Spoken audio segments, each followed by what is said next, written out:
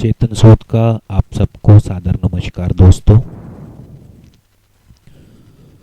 दोस्तों आज हम विद्या के फल के बारे में विस्तार से चर्चा करेंगे। हर माँ बाप का सपना होता है कि उनका बच्चा आगे चलकर क्या बनेगा, विद्या के किस क्षेत्र में जाएगा। हर व्यक्ति ये जानने के लिए उत्सुक रहता है कि ऐसी कौन सी विद्या का क्षेत्र उसके लिए तरक्की और सफलता का मुकाम लेकर आएगा।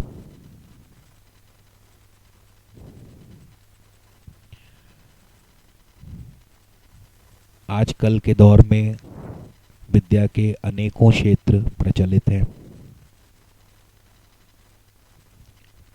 कोई व्यक्ति विद्या हासिल करके इंजीनियर बनता है तो कोई डॉक्टर बनता है, कोई वकील करता है, वकालत करता है। कोई व्यक्ति प्रोफेसर या लेक्चरर बनता है। इसके आगे प्रत्येक विद्या के अनेकों उप विभाग भी हैं। कोई इंजीनियर बनता है तो उसके आगे भी कई अन्य उप विभाग हैं, जैसे कि civil engineering, software engineering, hardware engineering. इस प्रकार कुछ लोग डॉक्टर बनते हैं तो उसके भी आगे अन्य उप विभाग हैं। कोई न्यूरोसर्जन बनता है, कोई पेट का डॉक्टर बनता है, कोई दांतों का डॉक्टर बनता है, कोई आंखों का डॉक्टर बनता है। विद्या का क्षेत्र इतना अधिक विस्तृत हो चुका है कि व्यक्ति कौन सी और कैसी विद्या हासिल करेगा,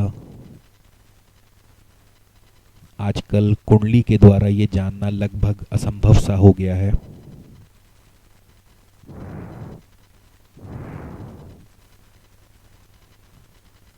आज इस चर्चा के जरिए विद्या कैसी होगी या किस क्षेत्र में होगी, इसके बारे में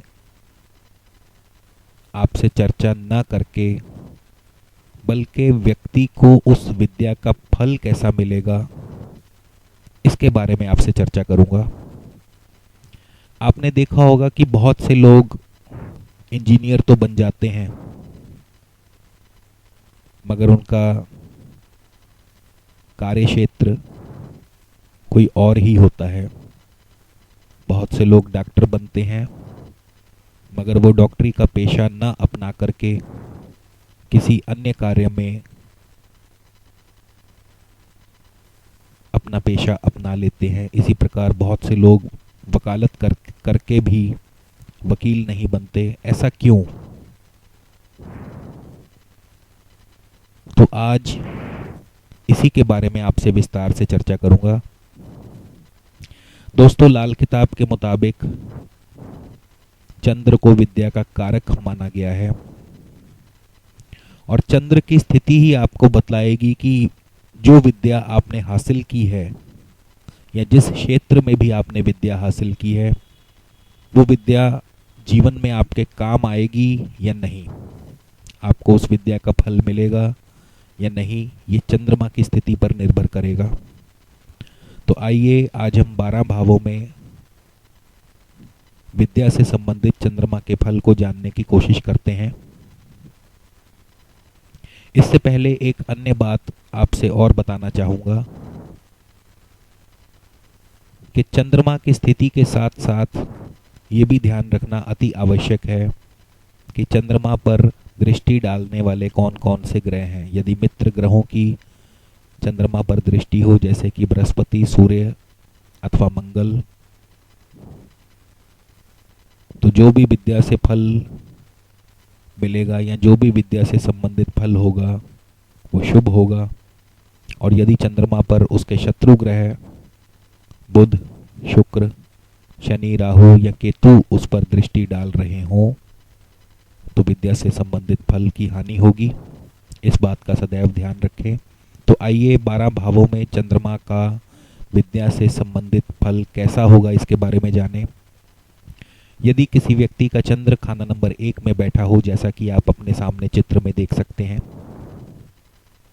तो ऐसे व्यक्ति की विद्या पर लगाया हुआ पैसा कभी खाली नहीं जाएगा। ऐसे व्यक्ति को अपनी विद्या पर लगाया हुआ पैसा सूद समेत वापस मिलेगा। ऐसे व्यक्ति की विद्या प्रभावशाली और जिसका फायदा ऐसे व्यक्ति को सरकार से भी होगा। अर्थात जातक की विद्या कुछ ऐसी होगी कि सरकार से भी उसको अपनी विद्या से संबंधित फायदा मिलेगा। इसी प्रकार जिन व्यक्तियों का चंद्र खाना नंबर 2 में बैठा हो, तो माता और विद्या या जायदाद और नगद माया, इन दोनों में से एक तरफ आखिरी दर्जे पर और पूर्ण उत्तम और शुभ फल मिलेगा। अर्थात माता के बैठे यदि विद्या होगी तो जायदाद और नगद माया से दूर होगा। इसके अलावा पिता की मौजूदगी में धन दौलत या पिता को जातक की विद्या से कोई सुख नहीं मिलेगा, मगर जातक की विद्या दुनियावी ज्ञान का जरिया बनेगी, किस्मत की बुनियाद होगी। खुद भी पढ़ेगा और दूसरों को भी पढ़ाएगा। ये जरूरी नहीं कि विद्या से संबंधित क्षेत्र में नौकरी करेगा, मगर विद्या अपना फल जरूर देगी और शुभ फल देगी। इसी प्रकार यदि किसी व्यक्ति का चंद्र खाना नंबर 3 में बैठा हो, जैसा कि सामने चित्र में देख सकते हैं,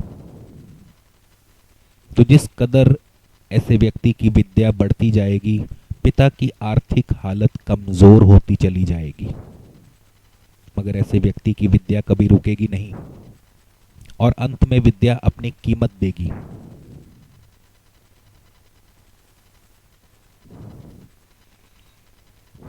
मगर ज्यों-ज्यों ऐसे व्यक्ति की उम्र बढ़ती चली जाएगी, विद्या की कीमत कम होगी। या हो सकता है कि ऐसा आदमी शिक्षा के क्षेत्र में बहुत ऊंचाई से नीचे को गिरे। विद्या के जरिए कमाया हुआ पैसा घर गृहस्थी में कम तरक्की देगा। इसी प्रकार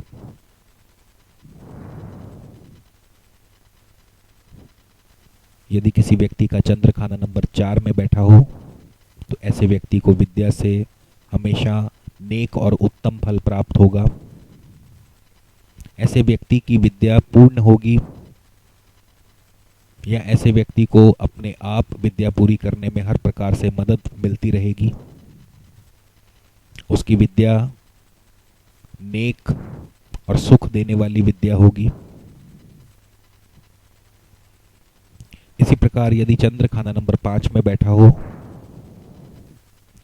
तो ऐसे व्यक्ति की विद्या पर लगाया हुआ पैसा कभी भी पूरी कीमत नहीं देगा।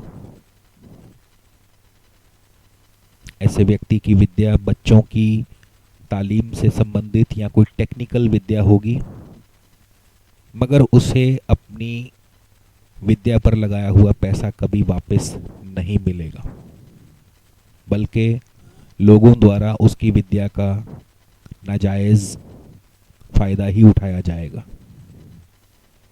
यदि किसी व्यक्ति का चंद्र खाना नंबर 6 में हो,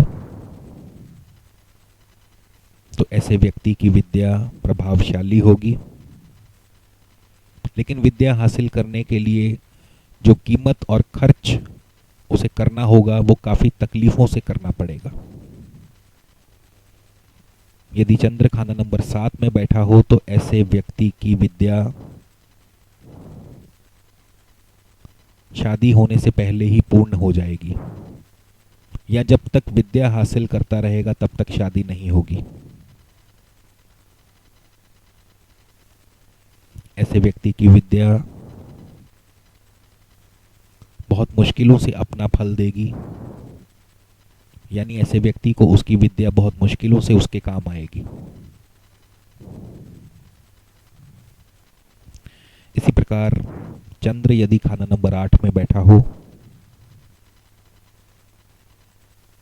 तो विद्या मिली तो माता को तरसते रहे, और यदि माता मिली तो विद्या से दूर भागते रहे। कुछ इस प्रकार की हालत होगी ऐसे व्यक्ति की। खुश्क विद्या होगी, अगर पढ़ेंगे तो पूरा पढ़ेंगे, नहीं तो औलाद को भी पढ़ने से रोकते रहेंगे। इसी प्रकार चंद्र खाना नंबर 9 में बैठा हो तो अब ऐसे व्यक्ति की जो विद्या होगी वो सबको आराम देने की मालिक होगी, सबको आराम देने वाली विद्या होगी।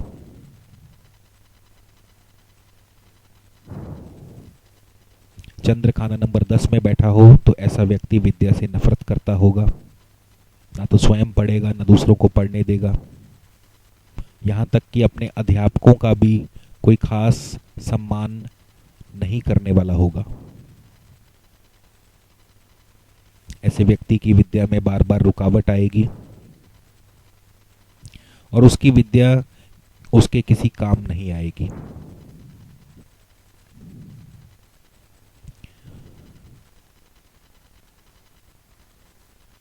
चंद्र खाना नंबर 12 में हो, माफ कीजिए चंद्र खाना नंबर 11 में हो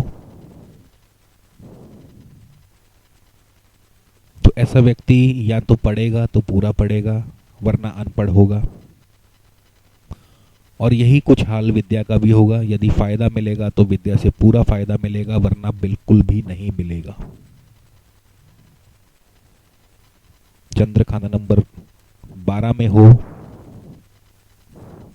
तो ज्यों-ज्यों ऐसा व्यक्ति विद्या हासिल करता जाएगा उसके घर में तरक्की रुकती चली जाएगी। ऐसा व्यक्ति पढ़े चाहे ना पढ़े मगर पढ़े हुओं का बाप होगा।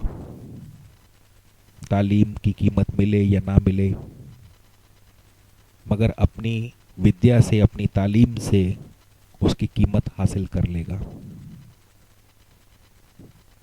तो दोस्तों ये था लाल किताब के मुताबिक विद्या का फल जो मैंने आपको बतलाया, क्योंकि चंद्रमा का सीधा संबंध विद्या से है और लाल किताब के मुताबिक चंद्रमा का 12 भावों में होने पर जो भी विद्या से संबंधित फल है वो मैंने आपसे विस्तार से चर्चा की। इसके साथ इस बात का अवश्य ध्यान रखें कि चंद्रमा पर दृष्टि पड़ने वाले ग्रह कौन से हैं। यदि चंद्र पर उसके मित्र ग्रहों की दृष्टि हो तो विद्या का फल नेक होगा, और यदि चंद्रमा पर अशुभ ग्रहों पापी ग्रहों की दृष्टि हो तो विद्या का फल अशुभ होगा या विद्या अपना पूरा फल नहीं देगी। इसी के साथ आप सबसे विदा लेता हूं। नमस्कार, धन्यवाद।